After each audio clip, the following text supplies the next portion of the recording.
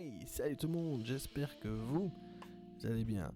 Aujourd'hui on se retrouve pour une nouvelle vidéo sur une chaîne qui s'appelle Incroyable mais vrai, qui est une chaîne d'histoire animée. Donc donc vous verrez, j'ai déjà essayé de faire une vidéo avant, ça a bien marché, mais on va recommencer, on va en refaire une nouvelle. Et du coup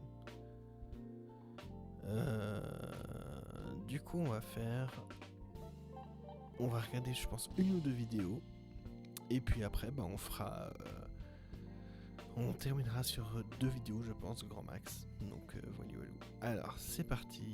On commence par « Je me suis sacrifié pour sauver la vie de 30 personnes ».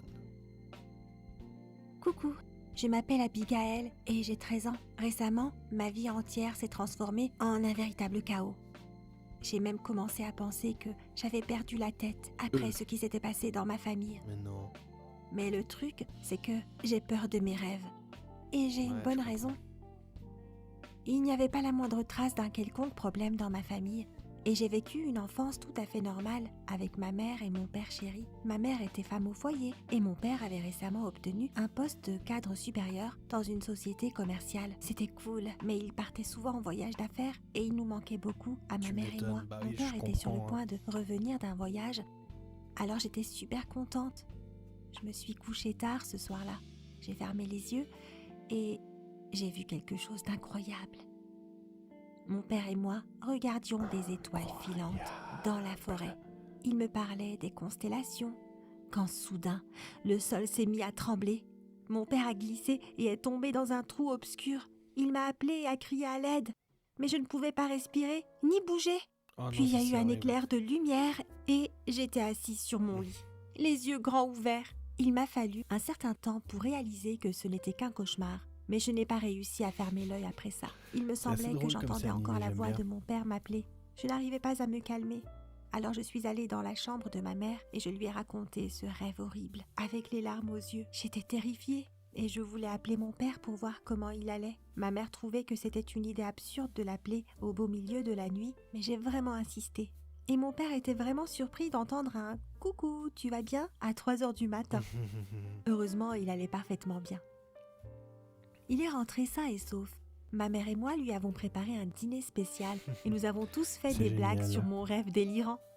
Le lendemain matin, mon père m'a emmené à l'école. Il m'a fait un clin d'œil et m'a dit « Nous trouverons probablement un jour cette forêt avec les étoiles filantes. » Puis il a ri joyeusement et s'est rendu au travail en voiture. Je ne savais pas que c'était la dernière fois que j'allais voir mon papa. J'étais encore à l'école quand ma mère m'a appelée. Elle avait une voix tremblante et m'a annoncé que mon père avait fait un malaise au travail et qu'il avait été emmené à l'hôpital. Mes jambes ont flanché quand j'ai entendu ça. C'était quelque chose qu'on appelait un ulcère perforé. Et quand nous sommes arrivés à l'hôpital, mon père était déjà mort. Oh non. Ma mère et moi, nous étions absolument dévastés, complètement normal, brisés. Et nous pleurions sans pouvoir nous arrêter. Ma mère a toujours été sceptique à propos de tout ce qui est mystique. Mais elle m'a dit « Oh, comme j'aurais aimé savoir que tu avais fait un rêve prophétique. » Bien sûr, cette pensée me torturait déjà. Était-ce une horrible coïncidence ? Je n'avais plus aucun doute. J'avais vu mon rêve. J'avais eu l'opportunité d'empêcher cette tragédie. Et j'avais échoué. Je me sentais tellement mal. Je m'en voulais atrocement. J'ai même commencé à penser que c'était mon rêve qui avait provoqué cette situation.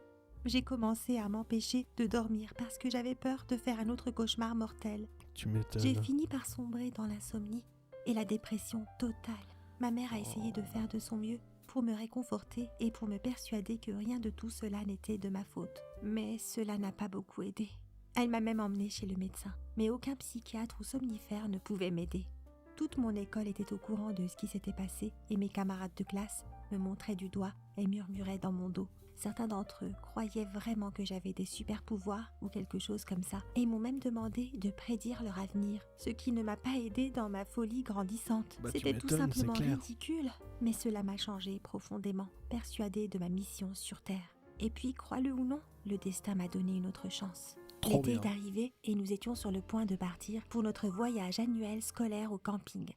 Ma mère a insisté pour que j'y aille, pour me vider la tête Et puis ça s'est reproduit. J'étais allongée sur le canapé, j'ai fermé les yeux et j'ai vu un bus scolaire jaune qui roulait. Puis j'ai réalisé que j'étais dans ce bus en compagnie de tous mes camarades de classe et mes amis, mais qu'ils étaient tous endormis.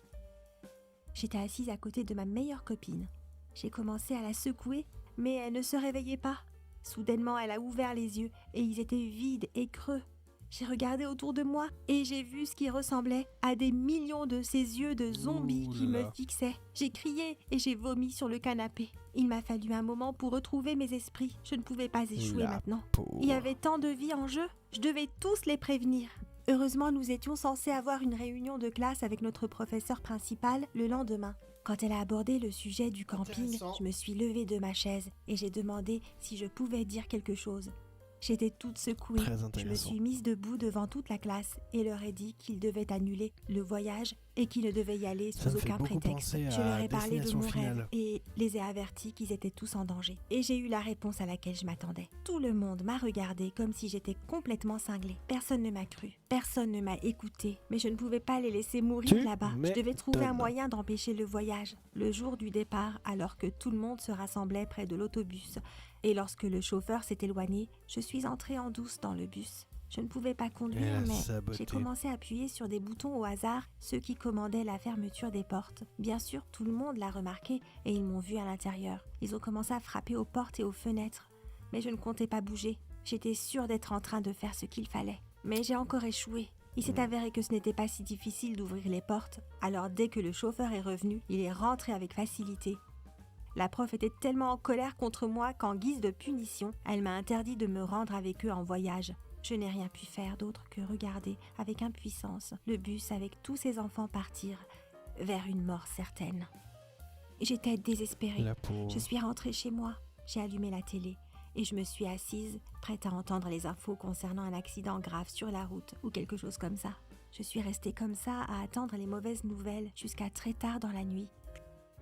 Puis je me suis endormie. Voilà. Mais quand je me suis réveillée le matin, il n'y avait toujours pas de mauvaises nouvelles. Et le lendemain, et le jour de leur retour, et même un mois plus tard, tu ne peux pas imaginer à quel point je me sentais heureuse et soulagée. J'ai pleuré de joie quand ils sont tous revenus vivants. Aujourd'hui, tous mes amis essayent vraiment de me soutenir. Ils disent qu'ils sont reconnaissants parce que j'étais vraiment déterminée à les sauver.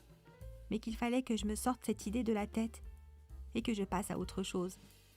Mais c'est plus facile à dire qu'à faire. Je dors certainement mieux maintenant, mais j'ai encore ces craintes et ces inquiétudes à cause de ce qui est arrivé à mon pauvre papa. J'espère que le temps viendra un jour cicatriser mes blessures. Parfois, j'aime imaginer que mon père a trouvé cette forêt magique avec les étoiles filantes. Je l'y retrouverai probablement un jour. Oh. As-tu déjà fait un rêve prémonitoire ? Comment as-tu réagi ? J'ai hâte que tu me fasses part de ton expérience. Oh, et n'hésite pas à partager cette vidéo avec tes amis. Bien, bah écoutez, c'était une très belle vidéo. J'espère qu'elle vous a plu. Ce serait une petite vidéo pour le coup. J'ai pas envie de faire une trop grosse vidéo. Mais du coup, on va s'arrêter là parce que c'est déjà tard, c'est déjà 9h. Et du coup, malheureusement, demain je bosse. Donc du coup, je vous ferai peut-être une vidéo demain soir ou un autre jour. Ce qui est sûr, c'est que je fais une grosse vidéo vendredi soir, donc là il y aura plusieurs épisodes d'Incroyable mais vrai. Si ça vous plaît, n'hésitez pas à m'envoyer par commentaire, par me dire si ça vous plaît ou pas. Si ce format vous plaît, n'hésitez pas à me le dire. C'est plus tranquille, c'est plus chill. Merci d'ailleurs à Sora, parce que c'est grâce à lui que j'ai réussi à regarder ce format de vidéo. Donc désolé si je te copie un petit peu. Mais du coup, mais voilà. Mais du coup, je vous dis à bientôt. Je vous dis à vendredi pour la grosse vidéo avec plusieurs épisodes d'Incroyable mais vrai. Je vous dis à bientôt. Ciao!